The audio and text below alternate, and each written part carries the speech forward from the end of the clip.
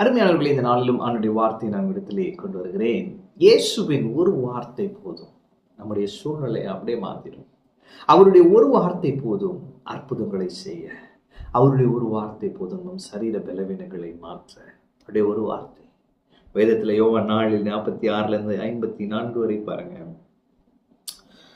ராஜாவின் மனுஷரில் ஒருவருடைய குமாரன் வியாதியா இருக்கிறான். அவன் இயேசுவிடத்தில் வருகிறான். அப்பொழுது இயேசு சொல்றார், நீ போகலாம், உன் குமாரன் பிழைத்திருக்கிறான். அந்த மனிதன் இயேசு சொன்ன வார்த்தையை நம்பி போகிறான். விளைவு என்ன?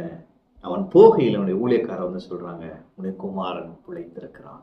சாக கிடந்தவங்க நான் போய் இயேசுவை பார்த்துட்டு வரேன்னு போறான். இயேசு வருவாருன்னு பார்த்தா அவர் சொல்றாரு, நீ போகலாம், அவன் பையனெல்லாம். அந்த வேர்டை நம்பி போறான். இவன் வேலைக்காரன் வந்து சொல்றான், உங்க பிள்ளை பிழைத்திருக்கிறான்.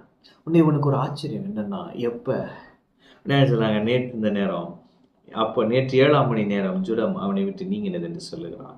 உடனே 53ஆம் வசனம் யோவான் 4 போட்டிருக்கு, உன் குமாரன் பிழைத்திருக்கிறான் என்று இயேசு தன்னுடைய சொன்ன மணி நேரம் அதுவே என்று தகப்பன் அறிந்து அவனும் அவன் வீட்டாரும் விசுவாசித்தார்கள்.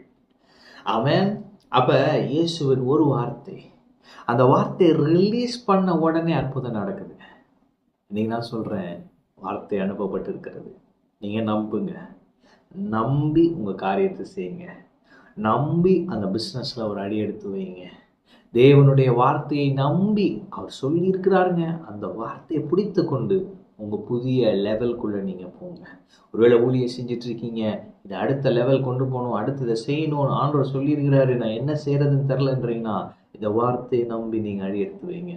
பிஸ்னஸ் பண்ணிட்டு இருக்கீங்களா, அதை எக்ஸ்பேண்ட் பண்ண ஒரு ஸ்டெப் எடுத்து வைக்கணும், என்ன செய்ய தெரிலன்னு யோசிக்கிறீங்களா, இந்த தேவனுடைய வார்த்தையை நம்பி அதை செய்யுங்கள். கர்த்தர் உங்களுக்கு காரியங்களை வாய்க்க பண்ணுவார். தானியேலின் காரியம் ஜெயமா இருந்தது என்று வசனம் சொல்கிறது. உங்கள் காரியங்கள் ஜெயமா இருக்கும். இயேசுவின் வார்த்தை நம்பி செல்லுங்கள். இயேசு சொன்னபடியே உங்களுக்கு செய்வார்.